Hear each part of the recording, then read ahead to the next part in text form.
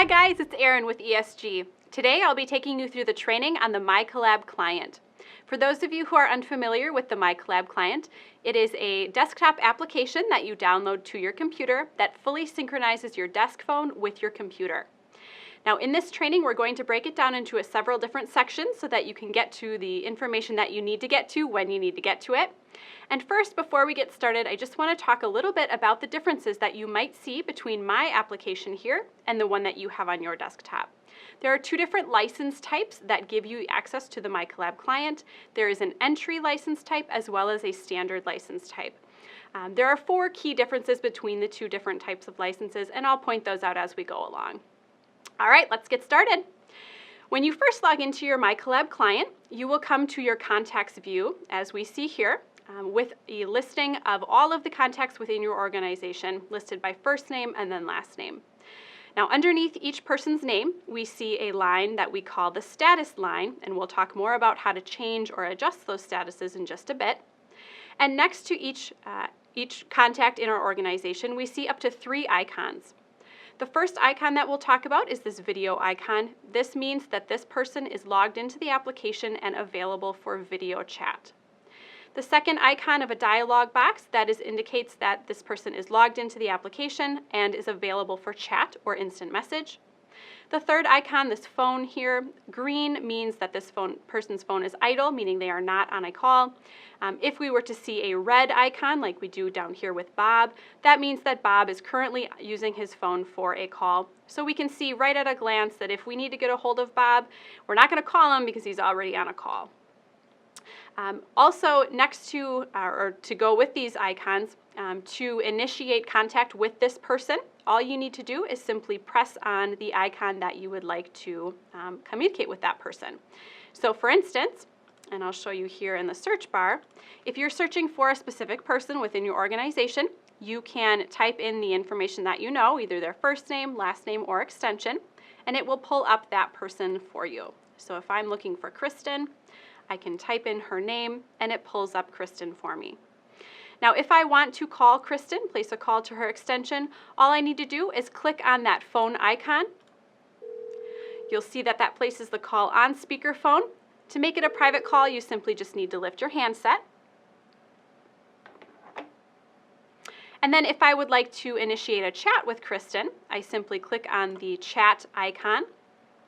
I can start typing and press enter to send. When Kristen replies, we'll see right above our dialog box here when she is typing back.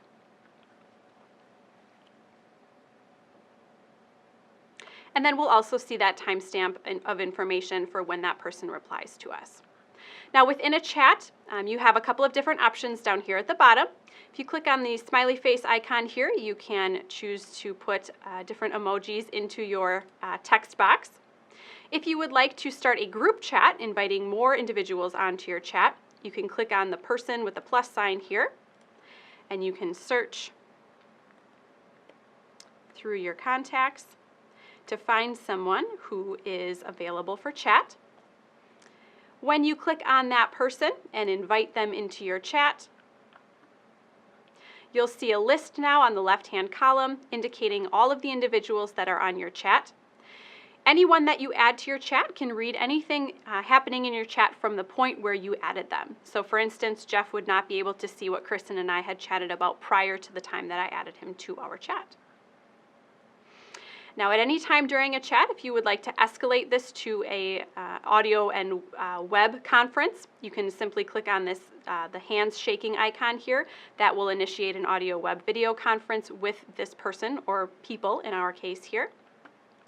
And to exit out of a chat, all you do is click on that X in the top right corner.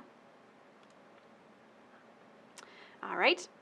Now, also some more information that you can get from our contacts view here is if you right-click on any of our contacts listed here and you hover over the top option that says call, you can see all of the phone numbers that are associated with this individual, so desk phone and mobile phone if those are programmed into the phone system.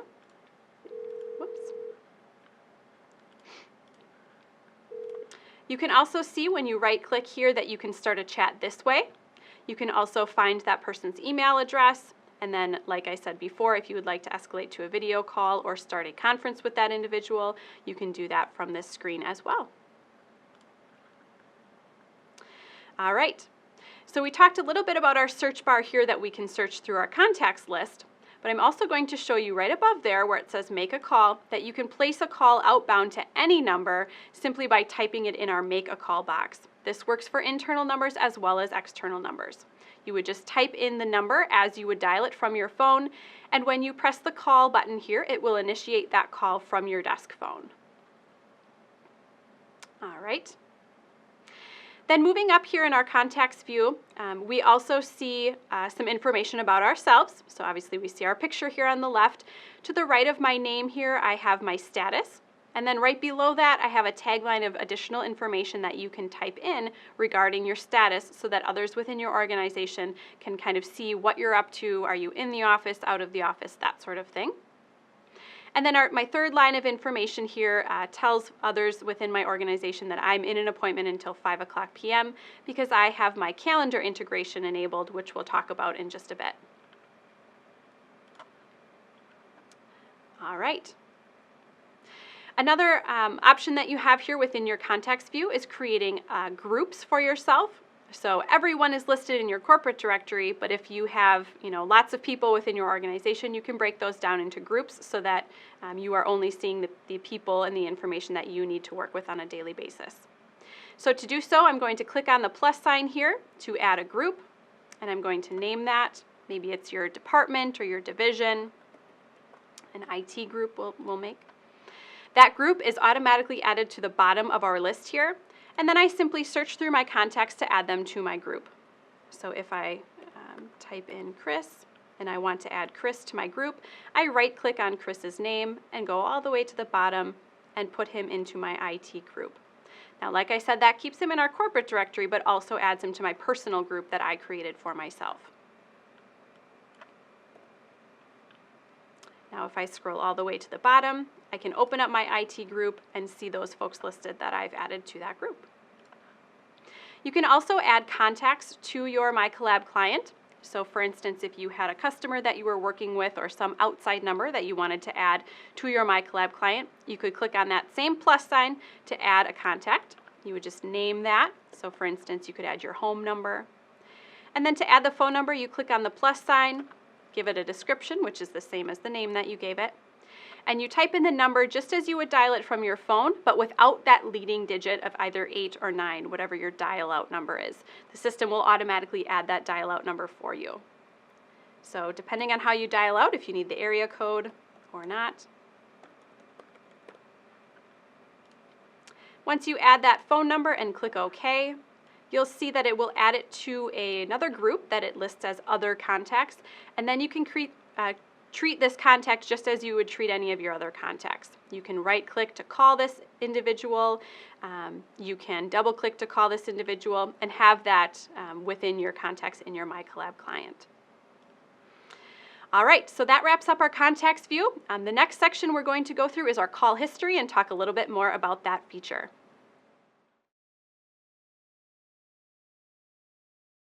All right, the next section that we're going to discuss is regarding the call history. Now, if I click on the next icon down here in the right-hand panel of my MiCollab client, that is my call history option. Now, you'll see when you click on your call history that it initially goes to all of your call history. I can also sort by my missed calls, received calls, or dialed calls. And if it was an internal extension that I chatted with or that I missed a call from, you'll be able to see that person's status as well as their availability to be able to communicate back to that person. Now, with your received and your dialed calls, you also have the ability to click on that individual call history record to take notes as to what you discussed on that call, follow up from that call, things like that. So you can edit your notes here, and that will apply to that specific call history entry. You can also search through your call history. So if you know that you're searching for someone in particular so that you can see when you last communicated with that person, you can type in the person's name or phone number, whatever information you know about that person, and it will bring up all of the instances of you talking with that person. All right, next section that we're going to cover is our visual voicemail. All right, the next section we're going to discuss is our visual voicemail. If I click on the voicemail icon here, it brings me to a list of all of the voicemails that I have in my voicemail box. You'll be able to decipher between your missed voicemails that you have not listened to yet, as well as the ones that you already have listened to. You'll also be able to see the caller ID of that individual, as well as internal folks that called you. You'll be able to see their status, as well as if they're available for chat or call. You'll also see a timestamp of that voicemail, as well as the duration of that voicemail. When you click on a voicemail that is in your mailbox, you'll see icons appear on the bottom of your screen that allow you to play the message on your computer speakers. You can also delete the message right from here, and you can also forward the message on to another destination. The last icon here on the bottom right, you can request a playback call so that if you, let's say, don't have computer speakers, or if you just don't want it to play back publicly, you want it to be a private message that you can listen to, you can click on the playback and request that it calls you on your desk phone, your cell phone, whatever numbers you have listed there. Then what happens is your desk phone will ring, and then you'll be able to pick up the handset and your message will start playing immediately.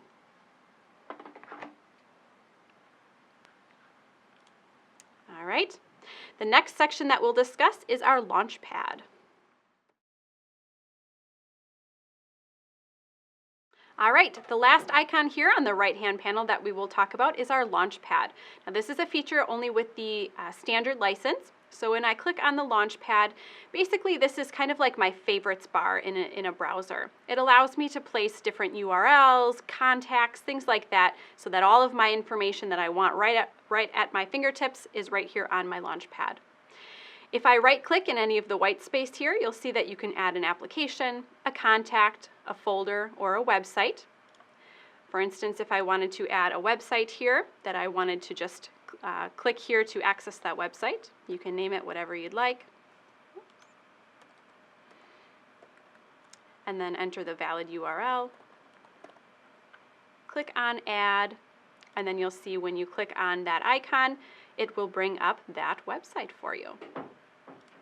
So it's just a nice place that you can put all of your contacts, all of your websites, things like that you want all at your fingertips right here onto your launch pad. All right, last section of our training will be talking about our configuration and personalization settings.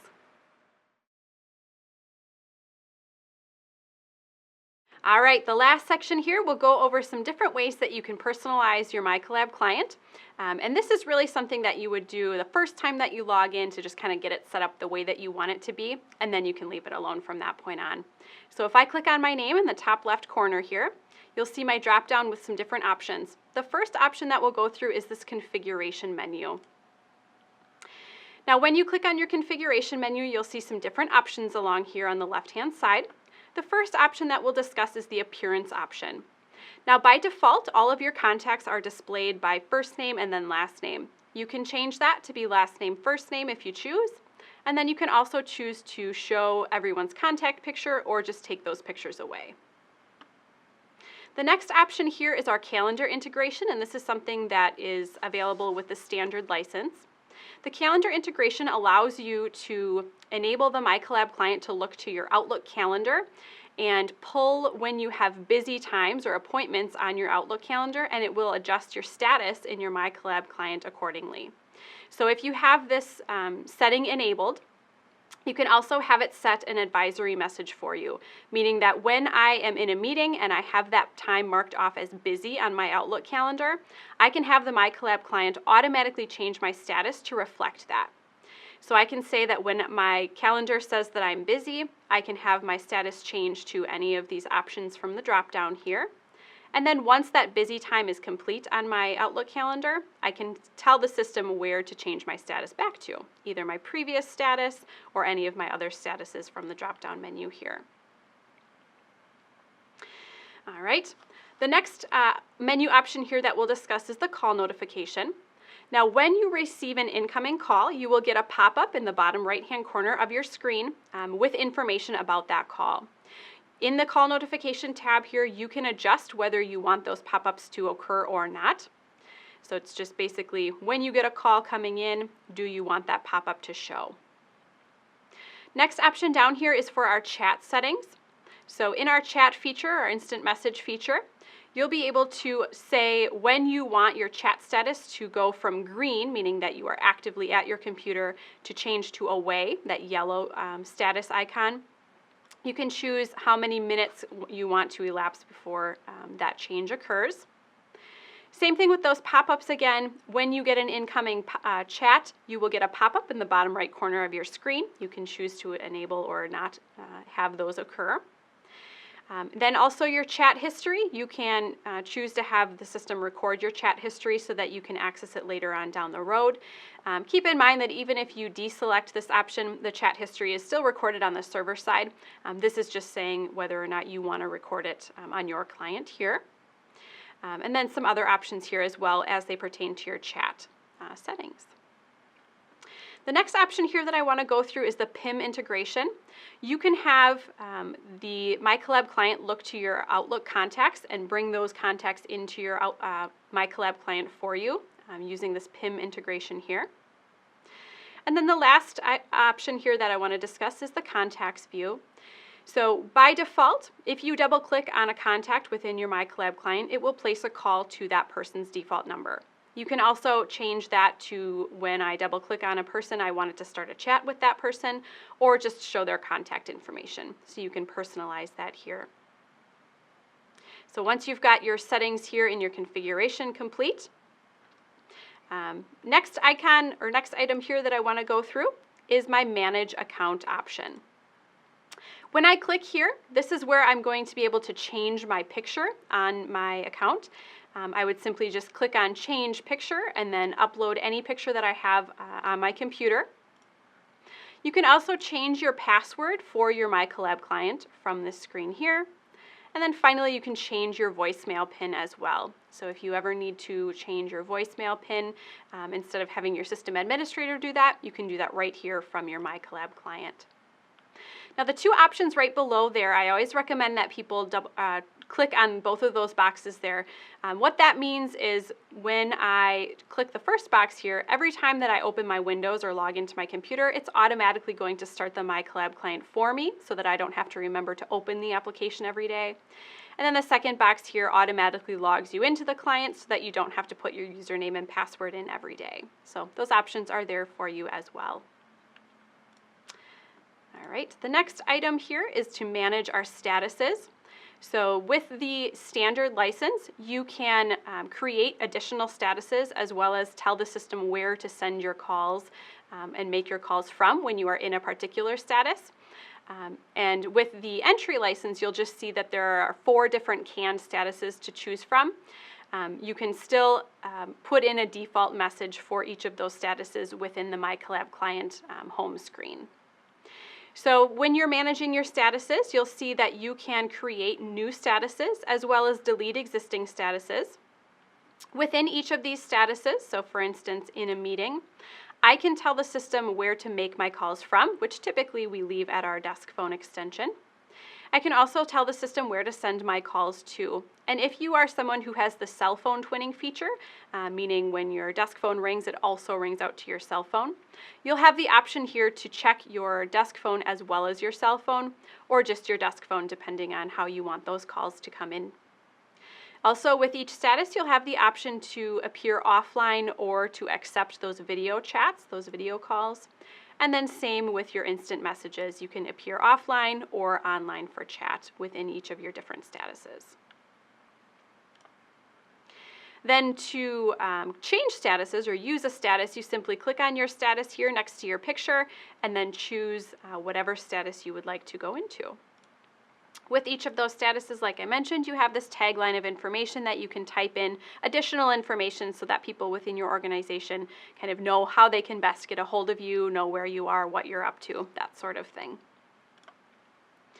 Also from this top option here, you have the ability to start a conference, which would connect to the audio web video conferencing system. So if that is an application that you're using within your organization, this is an easy way to access your audio web video conferencing system. You can also choose to import your contacts from your Outlook contacts. You can do that right from here. And then the other option here within your main menu is the Help. So anytime that you would like additional information on any item within the MiCollab client, you can certainly click on the Help option here, and it will bring you to additional information pertaining to whatever screen that you are currently looking at on your MiCollab client. All right, well that wraps up our training, so thank you so much for joining us today. If you have any additional questions, please refer to your user guide or contact your system administrator. It's been great. We'll see you next time.